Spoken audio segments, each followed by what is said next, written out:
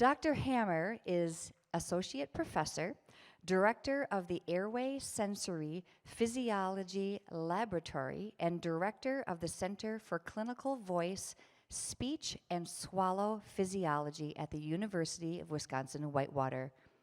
Dr. Hammer is a speech-language pathologist and neuroscientist with more than 30 years of clinical and research experience focused on voice, speech, and swallow function, assessment, and rehabilitation treatment with a specific focus on individuals with Parkinson's disease and other movement disorders. Big round of applause for Mr. Michael Hammer. Thank you. Yeah, I'll do. Hammer. Sure. Excellent. Thanks. That's great. So before I get started, I guess I am getting started. Look carefully, and I don't know where, Megan, where are you at the moment? Yeah. So look for a sticky note. Is it on the back of the chair? Where is it?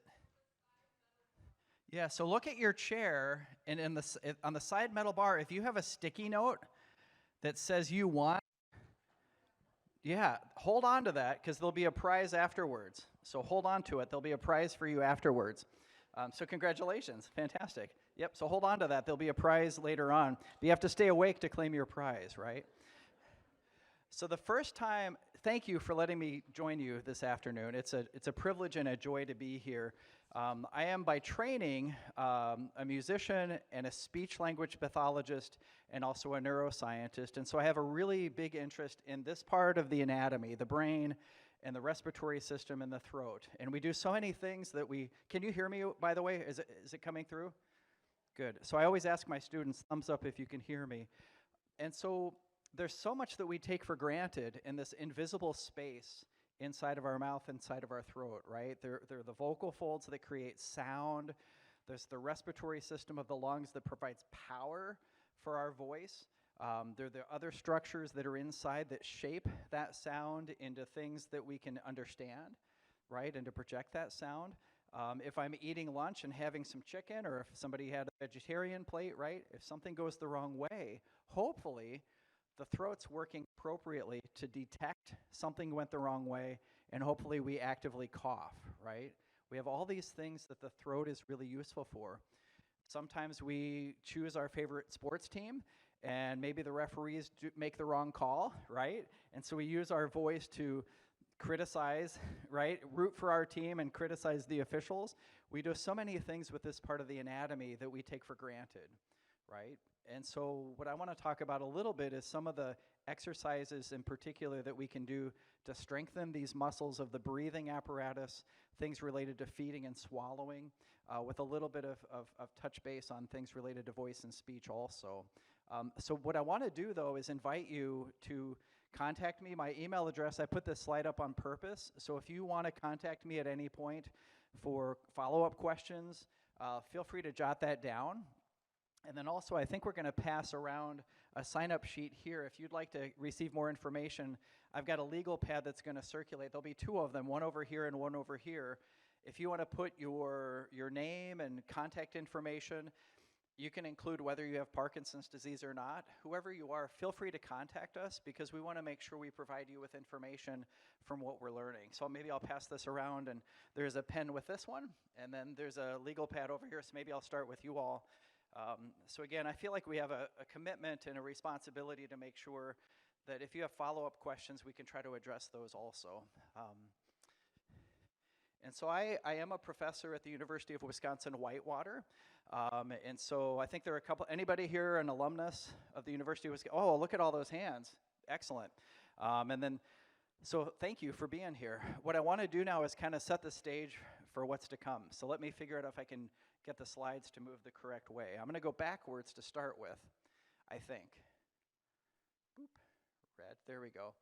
And so the title of my presentation has a lot of words in it, right? Can you see the slide okay, by the way? Is it visible? So we have things related to breathing.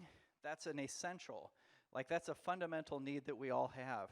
And then we've got to be able to protect the airway, to keep things out of the airway that don't belong. And then these things are certainly related to speech and feeding and swallowing.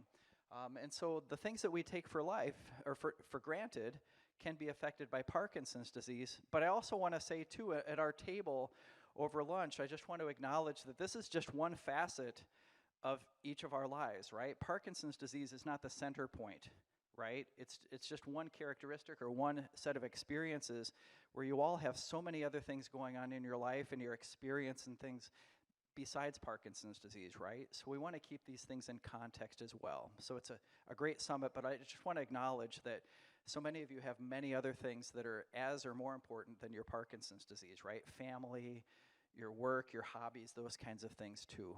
But we'll spend a little bit of time talking about this also. And so the goals that I have in mind with our time together are to just share a little bit about some of the exercise approaches that we have evidence for. I got to put my glasses on because I can't see without them. And specifically to talk about how would we exercise these muscles of the respiratory system. And some of you may have some experience with some of these approaches, and some of you may not. For some of you, this may be familiar, for some it may be new. And we'll talk a little bit about the physiology, like why would we want to exercise these muscles? Is there evidence for it being helpful? And then I want to show you a little bit about how we would approach that in clinical practice. And so I'll move to the next slide. And so this is kind of a model, if you will. If I'm facing this direction, the air comes from the lungs and moves through the throat, through the voice box, the larynx, and that's where we might create sound, or we build up pressure for different speech or different airway protective events. And so with individuals who may have Parkinson's disease, sometimes these can be problematic. On one hand, the movement of all of these muscles, there are hundreds and hundreds of muscles in this invisible space of the head and the neck and the throat. All of those muscles can potentially be affected. On the other side, I have all of these sensors, right? The sense of touch in the hand, the sense of touch in the face. There's also a sense of touch inside the throat that guides these movements. And so in order to create the movements, it helps if you have the sensation of your feet as you're getting ready to move, right? Or the sense of the hands if you're trying to button a shirt or put on a postage stamp. Sometimes those are challenging, and so it's not surprising that the inside, there are sensors that guide those movements. So anybody here ever sing in a choir, right? And so when the conductor goes to put the baton down, hopefully you don't come in early, right? That can happen. But the sound starts at the moment the conductor puts the downbeat or puts the baton down. And the sound comes after the movement. The movement comes first of all of these structures, and then the sound comes later. And most of us cannot see the inside of our throat on a daily basis. So these touch receptors inside the throat is what guides those movements. Before we have sound, before we have movement, we have sensation that gives the brain information on how those movements can be achieved. If I reach for my glasses, hopefully I have a sense of touch, and then I can create the movements based on that sense of touch. Inside the throat, that's similar to how that functions. And so when we move from being able to create pressure in the lungs to protect the airway, in people with Parkinson's disease, some, and other types of issues too, those mechanisms can be impaired. So I don't know, anybody ever feel numbness in their hands or numbness in their face before? And so that same kind of thing can happen inside the throat, and that can make a difference in terms of the movements and the reactions that the airway can have. And so all of these events that hopefully work well can be impaired. And so what do we do when they don't work so well? What if somebody has some sort of problem where these things are impaired? It could be something sneaked down the wrong way and you don't know it, or it could potentially block the airway, so there are hazardous type things that can happen. What we want to focus on at the moment is what can we do to improve that? If I could exercise and strengthen these muscles, how would I do it? So this is one of our undergraduate students from Whitewater, He's now in medical school, and so he's demonstrating using a device that exercises the muscles that you use to exhale or force the air out, and that's called expiratory, because the air is going out. It's muscles, because there's all sorts of muscles. Anybody here like barbecued ribs? Oh man, you know that's muscle, right? And you know those are the primary muscles we use to move the rib cage, right? They're not just there to be delicious and be slathered in sauce. They're actually the muscles in between the ribs that create the movement of air for breathing. If you're vegetarian, we have options for that too, but that's where those muscles come from. And so in order to strengthen those muscles, we've got to have some sort of a weight training program. And the way to do that is to provide some sort of opposition, right? If I go to lift something heavy, there's opposition to my movement. And that's the similar thing with this expiratory muscle strength training, which I'll talk about here. So I don't know, has anybody heard of this stuff before, like exercising the breathing muscles? Yeah, so I see a few hands. What I want to do is kind of set the stage for the different types of devices there are. And so I've listed on this page, these kinds of devices require you to push with a certain amount of force in order for the device to work. In order to get credit for lifting the bench press 1 repetition, you actually have to lift the weight 1 time, right? Or if you're bending your elbow, you have to actually lift the weight all the way up to get credit for doing 1 repetition, right? So these devices have a valve that's always closed, and until you push with enough force, that valve will not open. And so that's similar to a weight. The weight won't lift off the floor until you give it enough force. And so these are what we call threshold devices, just meaning the valve is closed with a spring, and you have to produce a certain amount of force in order for it to open. And so maybe I'm starting an exercise program. I start with one that's kind of easy, right? I'm producing an expiratory force that's kind of gentle. And then as I get stronger, we tighten that spring to make it more work as I get stronger and stronger. And so the EMST 150 stands for Expiratory Muscle Strength Trainer. And so that's one that's probably got the most evidence-based support for its work in helping people protect the airway, for improving swallowing, and in particular work that's focused on working with people who have Parkinson's disease. There are 2 other devices up here. One's called the Power Lung, and another is called the Respironics IMT, and it looks like the slides didn't quite fit the screen. But those are also similar principles. So these are, I would say, high-quality devices.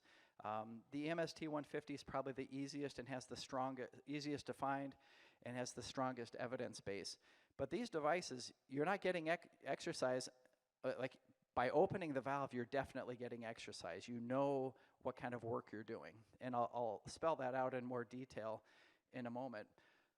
There's another set of devices that you could give the puniest amount of effort and get air to go through them, because the hole or the opening or the aperture is always open. There may be a small opening or a big opening, but you could do just the weakest amount of effort and get air to go through it. So these are devices that we call aperture devices. There's an opening that's always open. It may be different sizes, and so you could give a really weak amount of effort and not get much exercise out of it by using these devices, if that makes sense. So the breather is one you may have seen on the market, and so that's one option. And then there are a couple others that you're basically just screwing the top, which makes the opening more or less in size. But you can push air through a small space by not using much effort. So you're never guaranteed that you're getting exercise with these kind of devices. So if you're looking for one that you know you're going to get exercise and has the strongest evidence, it's going to be a threshold device, right? And just as by way of disclosure, I have no interest whatsoever in any of these devices. I'm just presenting the evidence that we know from the literature. And on my lab, we actually tested each of these devices to know exactly how they function. So it's just from our team of providing evidence. So that's that. So this is a device called the EMST 150. This came out probably 20 or so years ago, and the evidence base has continued to grow, which is fantastic. And so the way that it works, I'm told there's a laser on here. Oh, yeah, okay. So the way that this works, this would be the place you would put your mouth, and you would blow into the tube, and then there's a little spring here, and then there's a valve or a membrane here. The membrane is closed, and so in order to get it to open, you've got to push air with a certain amount of strength to get it to open. And so that's that valve or that threshold. You've got to produce a minimum amount of pressure. And then there's this rainbow-colored piece of paper on here that has a few numbers. And so it's giving you a general sense of the tighter you make the spring, it's harder work, and the looser you make the spring, it's less work. But we don't know the precise calibration of these yet, which is part of the work that we've been doing. This is the knob that you turn. The tighter, like righty-tighty, makes it, you have to be stronger, and then lefty-loosey makes it less work. And so that's the simple principle for that. And so here's another diagram, right? The cap that you adjust, the valve and spring are in here, and then the mouthpiece and the air goes in this direction. And so we've done some work to figure out what happens in the body when a person does expiratory muscle strength training, right? These little muscles are really hard to see and hard to get to, but we put tiny little electrodes into these muscles and actually directly recorded from each and every one of them.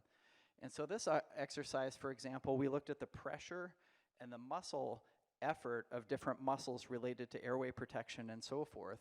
And so here's a little bit of what we found. So if you remember, right, the air is going to come up here and go out through the mouth. So as you can see, Seth here has the device in his mouth, and he's pushing the air into the device.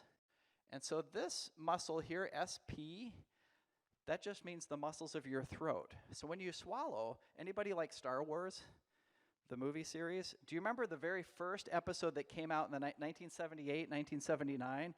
The trash compactor. Do you remember the trash compactor? All the walls are squeezing inward.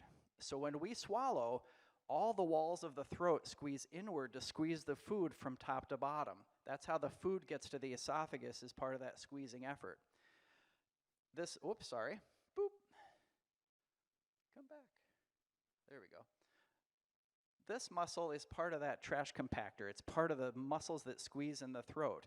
And so by doing this exercise, it's exercising those squeezing muscles that help with swallowing, because we've actually got the electrode inside those muscles, and you can see the graph goes from 0 up to a lot of activity.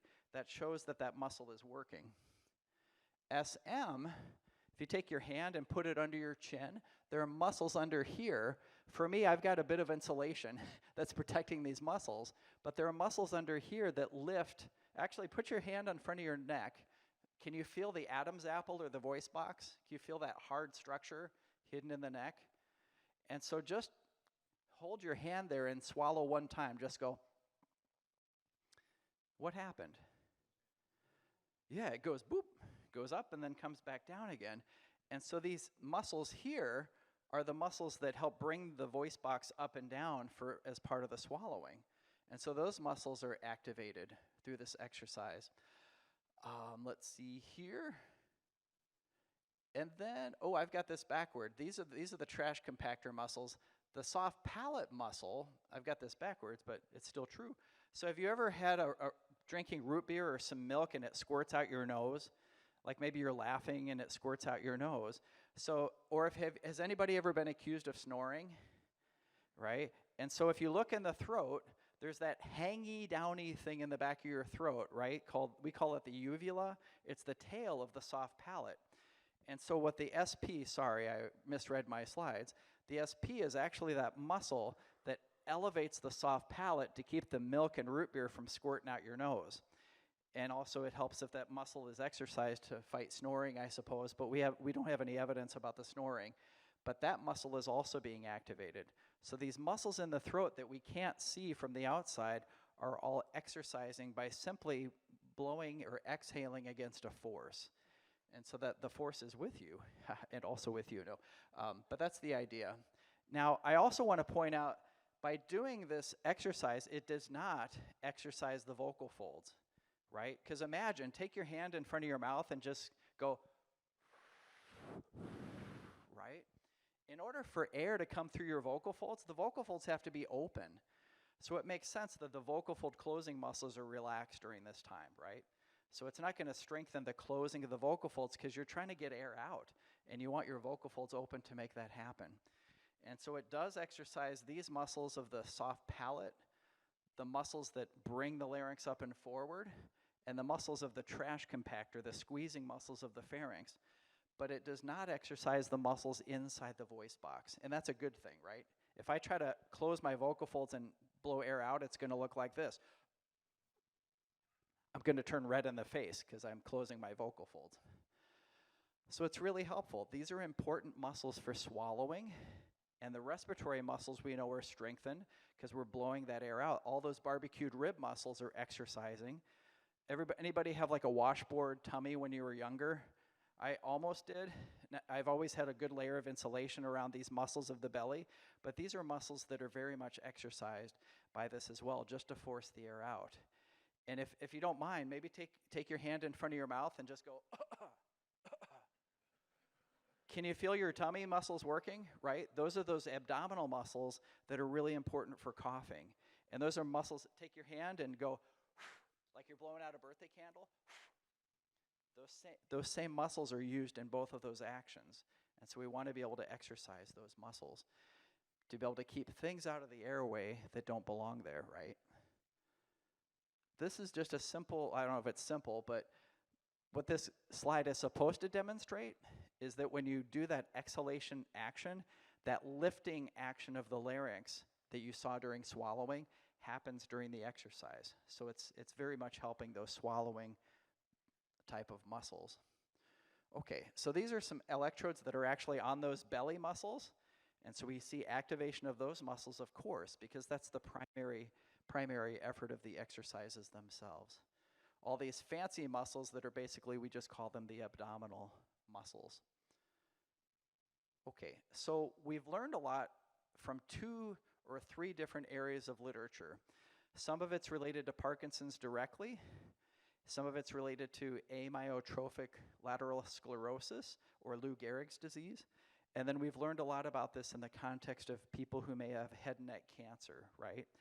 And so I don't know what your recollection of the history of treatment for Parkinson's disease has been, but when I was at the VA hospital in Topeka, Kansas, back in the 1990s, there was a turning point in our field where Parkinson's disease was viewed as a progressive neurodegenerative disease where folks were preparing for hospice. Like, I'm so sorry, this disease is bad, there's not much we can do for you. And so in the late 80s and 90s, there was kind of a turning point towards, how about exercises? Why don't we just start exercising and see what's happening? Why don't we do exercises for voice and speech and swallowing and see if that might be an improvement?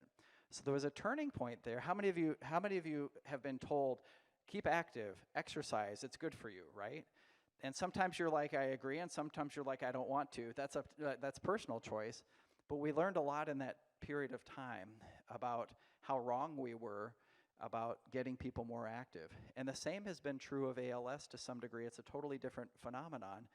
But we're getting people to be active with diseases we once thought it's the closing chapter, but we've been able to prolong the benefit to people for longer. Does that make sense? I mean, I'm probably preaching to the choir to a large part here. But that didn't come easily. A lot of people had to be brave and jump in and start doing these things. So the question is, and the same question could be, is exercise helpful or not? At one point in time, that was controversial. Now we know. I mean, how many exercise groups are there in Wisconsin now, right? So many, it's probably dizzying at this point. So the principles apply here, is that by exercising, you're not just improving your function today, but you're prolonging your ability to maintain that function further into the future, right? So I know back when, I don't know how many of you were athletes, but when I was in athletics, you would train to a degree that was more than you needed, so that you knew when you got to the end of a race and you're feeling tired, you had a little extra to draw upon. And so we think of that as functional reserve, the ability to have strength or stamina to be able to keep things going. And so that's the idea with this and many other kind of exercises, is keep it active, keep it exercising, and it prolongs the function for a longer period of time. And so this is the first of many clinical trials that have looked at the influence of this exercise, expiratory muscle strength training, in improving the physiology, all the nerdy stuff that I'm really excited about, like all these muscles and so forth, but more importantly, the functional outcome of individuals with Parkinson's disease. If I'm more active with these muscles, anybody play the piano or used to play the piano? The more I practice, the more I have a better feel for the keyboard. So the more we exercise these respiratory and vocal muscles, the better we have a sense of feel. The sensory mechanism works better as well. And so the idea then is, by doing this exercise, what they've shown in this and other studies that have followed is that the expiratory muscle strength training improves not just these fancy parameters, but there's less risk of somebody having food or beverage fall into the airway. And how many of you have coughed today, right? And how many of you have been told coughing, that's bad? Or, oh, you're coughing, you must be having trouble, right? Okay, not many. Coughing's a good thing. I sure hope I cough, because if something goes the wrong way, I want to have a reactive cough that protects the airway. And so what they've shown is the swallowing is improved, and also the ability to protect the airway is improved as well. And so that's very good news. And so they've certainly looked at this more in ALS. So this is a graph that shows time on the bottom left to right axis, and then strength on the vertical or y-axis, right? And so it showed the person before going through the respiratory training and then benefiting from the respiratory training. So red would be before the exercises, blue would be during the course of the exercises, and then going out a little bit further after the exercise program had ended. So imagine in any kind of progressive neurodegenerative disease that green, there we go, that the expectation is that things may go down eventually. Well, if you start from a higher, more functioning position, the decline actually extends the ability to function well, right? If there happens to be a neurodegenerative decline in ALS or in Parkinson's disease, if you start with a lot more strength, a lot more capacity, then that decline still gives you a lot more function, if that's the idea, right? We want to make sure there's a reserve of function that exceeds the timeline. And so, okay, let me pause for a second. I'm going to stop because some of you I've seen a couple of you nodding off, so ask me some questions. I'm going to stop the whole presentation. I'm going to stop right there. The rest of what I have to say is more technical, but let's do some conversation. Go ahead. It is. Yeah, I've got one here. Should I show you how it works? Can I show you? Yeah, did you have a question? Right. Good question. Who pays for it, right? Let me show you how it works. And who are the ones that have the little piece of paper that you won, right? So hang on to that for a second. I got a box right here. So the way that this works, you got to see my student with one.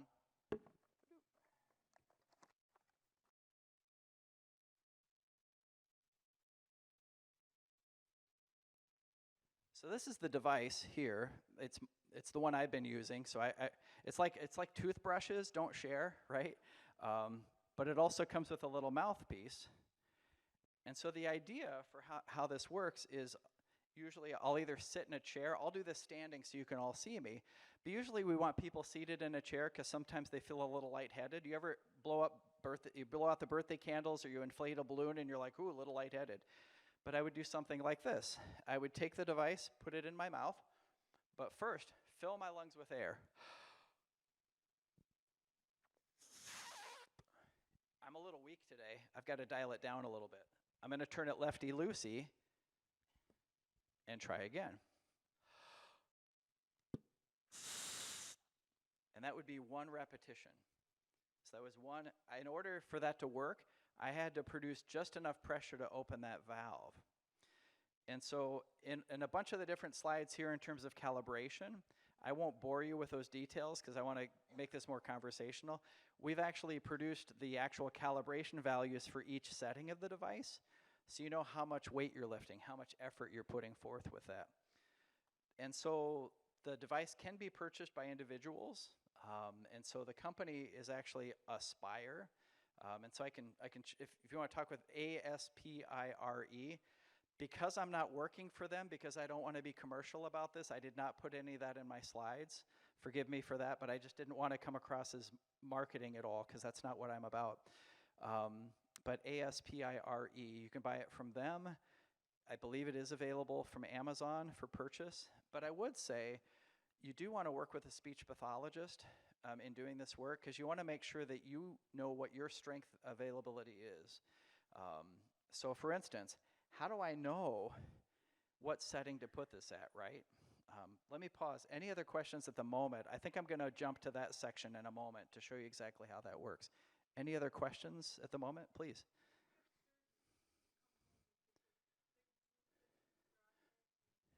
It's got the little ping pong ball. That's very different. Yeah, that one is actually asking you to inhale. And when you breathe in to expand the lungs, it's just a stretching. It doesn't work on strength at all. It's simply to expand the lungs. after surgery. So that's a very different principle. That's not a strengthening device, and probably wouldn't do much to make a person that much stronger. Yeah, so the question was, like, a lot of people after surgery, they have this set of tubes and things that they breathe into or out of, and so that's very different. That's not for exercise, but that's to expand the lungs for inhalation in that way. Yeah, thank you. Did I see a hand over here somewhere? Please. Is there a lot to clean? Is there a lot to cleaning in it? And do you notice? After you do it for a month or so, do you get stronger? I mean, can you turn it up more? Or? So did you hear the question okay? So is it easy to clean? Soap and water, and then just set it in the dish rack. And then I actually have all of my graduate students do this in their, so I teach graduate courses to students that are becoming speech pathologists. And so that we all go through a 6 or 7 week course of exercise. And so each of us get to get a sense of what that's like. And so yes, the exercise should create, I mean, it depends on right, I can't guarantee, right? That's not but the idea is by exercising every day, the strength should improve, which is fantastic. And it's pretty simple. Should I show you how the exercise works? I'm gonna pull up a slide that shows exactly how that works here. So with a speech pathologist, you would determine like what your strength is to start with. And so I'm gonna push through these slides just a little bit, right? You wanna know what weight you're lifting. And so what we've actually done is determined exactly, I'm going to move through these a little quicker, exactly what pressure, what strength you've got to have for each specific adjustment of the thing. So I'm going to move quickly through here. So we took a bunch of devices, and the take-home message of this one is that for every setting of the device, we know exactly what pressure is required at it. We know kind of what the weight or what the exercise benefit is at each setting. And we've done that for this device, which is called the EMST 150. And then there's another device too, the same graphs there. So what if somebody's a lot more weak, right? We have some folks that their strength is moving forward, but what if they're so weak that they can't even start off with this device? The same company has come up with the EMST 75, which requires a lot less effort to get started. And so neither of these devices had calibration details. And so this is another student of mine that's working on this right now. And so what we did similarly, set up some equipment, do some measurements, and now we know what the pressure is required, what the exercise benefit is at each of the settings of that device too. So that's just kind of gets us started with that. The important part is, how do we set the exercise level? So I'm going to jump right to this. And so can you see the text on there, or is it really hard to see? If you're in the back, can you see it? How many of you cannot see that? You're like, wow, that's way too small. Okay, I can't either. I'm going to put my glasses on, and then I'll show you. So what we sometimes use is a commercial device to blow into and measure exactly how strong our respiratory muscles are. And that's called maximum expiratory pressure, the maximum pressure you can generate. So in athletics, we often talk about what's the maximum weight you can lift, and so that's what the maximum expiratory pressure is. So we start with that, and then we usually have people exercise at about 50 to 75% of what that maximum level is. So sometimes we use an electronic device to measure that. Sometimes we just use the device itself, and you go, I can't wear through that. Turn it down, lefty-loosey, until you get to a level that you can consistently exhale into, and then set that as your exercise level. And then come back another week after doing the exercises every day for a week and see if you can push with a little bit more strength that way. And so that's what I've got listed here, is what we call using the device itself to calibrate. And then we just make little adjustments from week to week until the person feels as they can see their progress moving forward. And so here we go. Right here, let's see here. So there are 4 basic parts, right? There's the mouthpiece. That's the white mouthpiece right here. It goes into the device here. We've got then this adjustable dial here. Lefty-loosey and righty-tighty, just like that. So I just turn it lefty for less effort and right to make it tighter. So for folks that maybe hand strength might be a challenge, having a partner, having a teammate to help set it can be really, really helpful. The other thing is sometimes closing the lips can be a challenge, right? Maybe getting a seal around this. So sometimes what people will do is actually put their hands on their face to kind of help keep the lips closed. Because this is designed to exercise the respiratory system. If the air is leaking through my nose or if the air is leaking out my lips, then I'm not really getting the benefit of the exercise. So I might do more like this.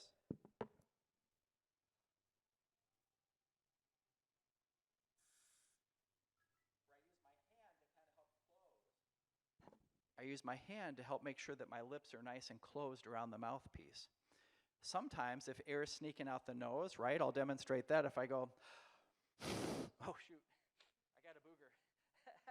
I let the air sneak through my nose and a booger came out, sorry. Don't shake hands with me afterwards. But if there's air sneaking out through the nose, it comes with a little nose, it comes through a nose clip. And so I could put the clip on my nose. That'll keep the air and the boogers from sneaking out. And now I could use my hand to close the lips and the nose clip to keep my nose closed.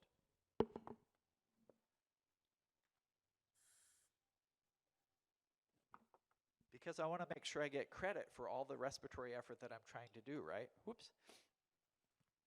So have you ever gone to the gym and somebody's lifting weights and they're supposed to be exercising their bicep, but they're doing this? Right? They're not exercising their bicep, they're using their whole body. And so the idea is to make sure that we're really exercising the muscles that we think we're exercising. So again, sorry for the booger thing. I'll wipe this down if you have at some point. But the idea is to really make sure that we're doing a valid exercise of the muscles we think we're exercising, right? So that's the idea for that. So during a day, after we set things, here's how it would work to go through the full exercise protocol. So here, Cassidy is showing us what this looks like. She's really young and strong, so she didn't have to put her hand on her face or anything like that. But these are the steps. Can you see this better? Those of you in the back, can you see it okay? Or Okay, got it. So this is a little bit bigger. So this is what I would do. The speech pathologist I'm working with would help me figure out what setting is best for me to exercise at. And then I'm going to do this 5 times per set. And then I'm going to repeat that set 5 times per day. So what's your favorite TV show these days? What are we watching? Jeopardy. Anybody else like Jeopardy? Yeah, so perfect time to do this. You're sitting, you're watching, what's the guy's name now, Jennings? Yeah, so it used to be Alec, now it's Ken Jennings. So I'll go through this a little faster, but I'll put the nose clips on if I feel like I need them. I'll use my hand to close my lips if I feel like I need that. And so I'm going to take a big breath, and I'm going to make sure the air is in my lungs. I want to make sure I have the advantage of air. How am I supposed to do an exhalation exercise if there's no air in my lungs, right? So I'm going to take a big breath. That's 1 repetition. Make a mark on a piece of paper. Wait 30 seconds. Take another breath. Wait 30 seconds. That's 2. Oh, I'll take, geography for 500. That's 3. Broadway musicals for 400. Where am I? I lost count. Was that 4? Okay, 4. And then another. So that was 5. That's 1 set of 5. So the magic of what we came up with, it's the rule of 5. I'm going to do 5 of these, and then I'm going to take a minute, and then I'll come back and do 5 more. So you end up doing 5 times 5, which in 3rd grade or 4th grade, I was slow to math, but then I became better at it. Like that equals 25, right? I'm going to end up doing 5 sets of 5. And so if I look up here, right, I've got how to perform this. I'm going to have some rest between. After I complete 5 breaths, 1, 2, 3, 4, 5, I'm going to rest for a minute.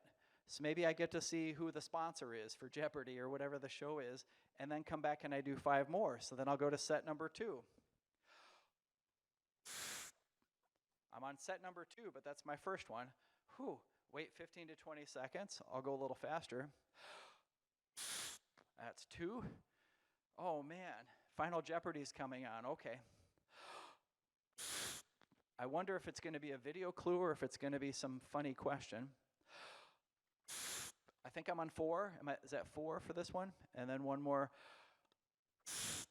And so that's 2 sets, and I would need to do set 3, set 4, and set 5 to get my total of 25. So during one episode of Jeopardy, you can get all this exercise for the day done. Anybody have an exercise program that like is that efficient? You watch TV and you do it. So it's not too terribly complicated. So some people will like wash it every day. Most people probably wash it once a week, right? So rinse it, that kind of thing, a little soapy water, rinse it thoroughly, and then just hang it in the dish rack is just fine. It usually doesn't require any deep scrubbing. If you've got a bunch of phlegm, right, then maybe deal with that first before the exercise or whatnot. But sometimes there might be boogers in there. That's up to you. But definitely you'll want to rinse those out, right? And am I making you uncomfortable by saying boogers? I apologize. But that's how it would work. And you would do that 25 of those, 5 times 5, each day.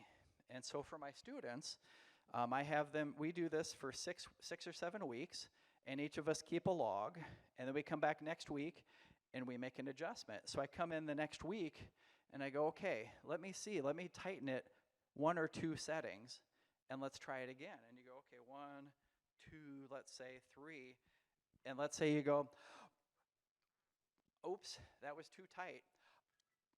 Let me loosen it up. I'll go back 1 and try that one. Okay, that's going to be my new exercise setting. So it's kind of like going to the gym. That way, that's too much. Let me go back a little bit. Or, hey, I'm stronger. Let me go up a little bit. The idea, though, is that you do this every day, right? And has anybody got pissed off because you're like, I don't want to do this stupid exercise every day. I got other things to do, right? Right? Life is about more than Parkinson's disease. Absolutely. But I think the helpful thing about this type of exercise is it doesn't occupy a lot of time. You don't have to drive down the highway and risk your life on Bluemont or wherever the heck you're driving through, right? It's something you can do from home, right? It's something that I think it's great. Like if you're husband, wife, or partners, both do the exercises together. Like I don't know about you, but so I'm a singer also. That was my undergrad degree in music. And I had not sung in 30 years. I was raising a family. I was working on career stuff. This last fall, I started singing again for the first time, and so I joined one choir, and then there was another one, so I joined both. And so this semester, I'm teaching this class where we do these exercises, and it's really interesting. I've never been able to do a very high level on this before. I always feel like I hit a ceiling, but I feel like the activity I've been doing vocally has made me stronger with this, and maybe vice versa also. There are no claims. There is no evidence that this will make your voice stronger. I just want to be very honest about that. It'll make the breathing stronger. But what happens to the vocal folds when we try to blow air out? What do the vocal folds do? They go apart, right? So it's not going to strengthen the muscles of closing the vocal folds, but it certainly empowers the respiratory system in that way too. So I'm going to shut my mouth again. And what other questions or curiosities do you have? That's kind of the gist of there's some other slides that are pretty, but yeah, please.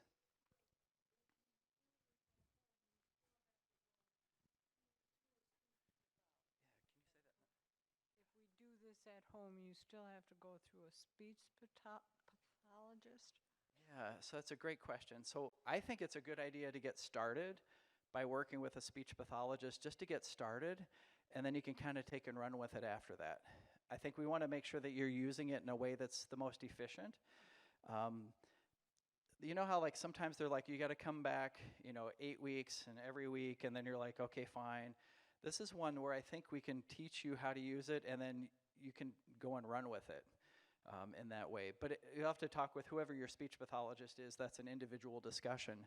But I think what we want to do is, like at the dinner table, some of the folks, they actually had to run to a doctor's appointment at 1, so they're not here this afternoon. Like the schedule gets so busy, right? Like a person might be going from one thing to another, to another, to another, and that can be good, but it can also be tiring. I hate driving, but I'm good at it, but I don't want to do as much of it. But I think coming up with ways that folks can do stuff more independently at home in your own space, I think is really important. This is one that I think affords that. Yeah. Will this help with aspiration? So aspiration is where food or beverage falls below the vocal folds into the trachea. And so the article by my colleague Michelle Trochet, she was at the University of Florida, backwards. Go back to the evidence slides here. Boop.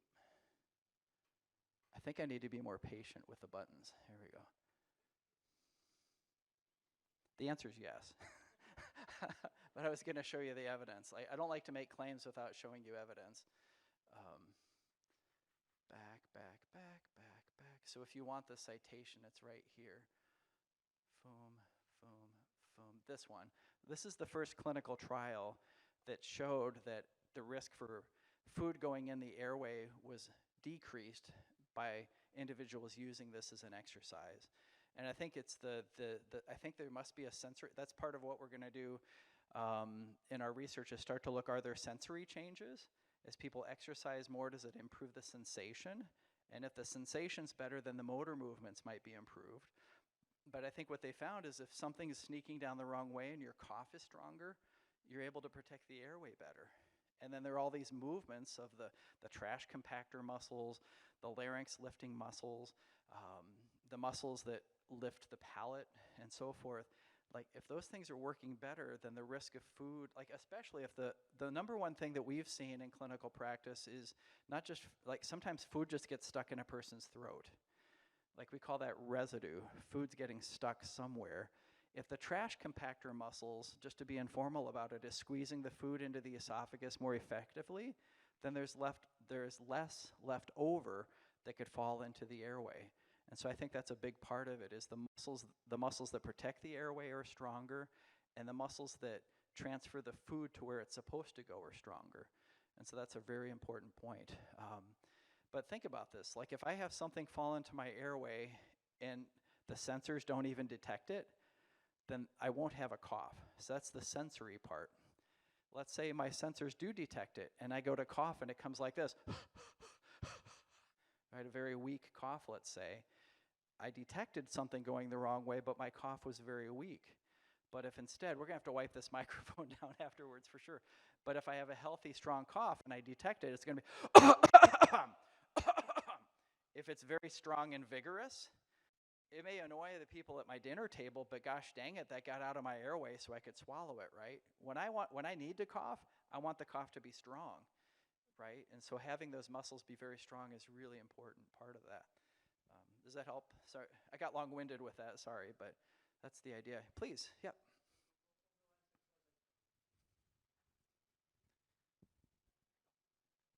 Over the last 6 months, I've developed a sort of progressive swallowing. We were swallowing. It feels like the food is starting to front of the throat, and then by the back, it's real weak, and it covers.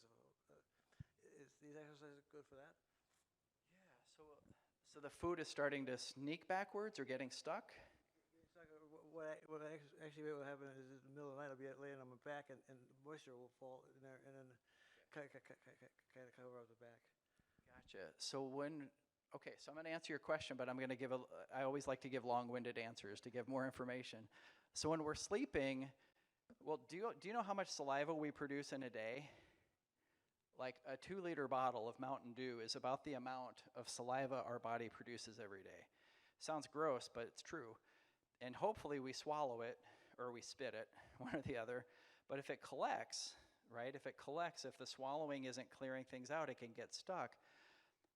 So I went to a terrific conference about a month ago, and it's probable that when we sleep, but saliva sneaks into our airway. It happens. It happens to me. It happens to everybody. So the point of emphasis, is that what you mean, like just the spit, the saliva stuff, or? Yeah, right? Yeah, and so brush your teeth before you go to bed. Use mouthwash. Keep your mouth clean. If you have dentures, take them out and clean them and clean your mouth. The number one cause of pneumonia is not food and beverages falling into your airway. The number one cause of pneumonia is I got a virus from somebody, or I got some bacteria, or the bacteria came from my own mouth, right? So not only should I keep my nose clean, right, I should keep my mouth clean. The number one thing we can do to fight pneumonia is keep our mouth clean, brush our teeth, keep it clean, use fluoride and spit it out, those things. The number one reason that people may develop pneumonia is because of viruses and bacteria. It's less commonly caused by food and beverage going in the airway. Does that surprise you to hear? What? Yeah. And so I think it's really, as a profession of people that work with feeding and swallowing, we've got to remember, how many of you have had your beverages thickened? Have ever tried that? How'd you like it? Terrible, isn't it? So I don't know how much time I've got at this point, but I'll go a little soapbox. Perfect, I can do this in 3. So I have my graduate students, we meet together and we prepare foods that are pureed in all sorts of different ways. And then we each drink at least 8 ounces of beverage that's that really thick consistency. You go to dump it out of the cup and it won't come out. You got to coax it. So keeping a clean mouth is the number one way you can fight pneumonia. Brush your teeth frequently.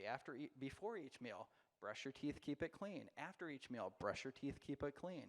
That's the number one way that you can keep your lungs healthy is by, how does the air get to the lungs anyways? Through the mouth and the nose. So would we not want to keep the doorway clean, right? And so keeping the mouth clean is the number one way you can keep healthy. Wash my hands, wash my face, keep my ears clean, right? All those things that my mom or grandma told me back in the day are still true. The best way to fight infections is to keep all of this really clean. And so that's really important. The thickener doesn't help. How many of you drank liquids that are thick and you're like, boy, that quenched my thirst. I want more. You want to make sure you're getting plenty of water and hydration. And the thickener doesn't help with that, right? Because you're like, I don't want any more of that. So the number one thing is keep the mouth clean. And then if you happen to aspirate a little bit here and there, the mouth was clean and it didn't carry a bunch of bacteria into your lungs. Does that make sense? So I think there's a need to change some of our presuppositions. As speech pathologists, we're always thinking safety, safety, safety, and that's important, but we also need to be thinking about efficiency. If I'm going to get enough liquid to meet my daily needs, then the water's got to find a way to be in there efficiently. So keeping a mouth that's clean is going to be the best way in that way, if that makes sense. So I'm going to pause there. Any other questions? Please. Yeah. Yep. Radiation treatment for tumor that was removed. After that, I developed dry mouth. How does that affect muscles in the throat? Yeah, where was the radiation? The sinus was right in here. Sinus maximus. Yeah, so radiation is designed to kill cancer, but it also kills healthy tissue. Blood supply, saliva glands, those kinds of things. And so number one thing is drink lots of water every day. May mean you got to run to the bathroom more often. That's a good sign, actually. What do they say, pee clear or pee light amber? And then keeping the mouth moist, right? Keeping the mouth clean and keeping the mouth moist is a really important part of those kinds of things. So I'll stop there. I'm going to be here afterwards. Those of you, if you have a little sticker that says you won, come up and see me. I've got a prize for you. And I'll linger if you all want to chat a little bit. But thank you so much for letting me share the afternoon with you. Thank you.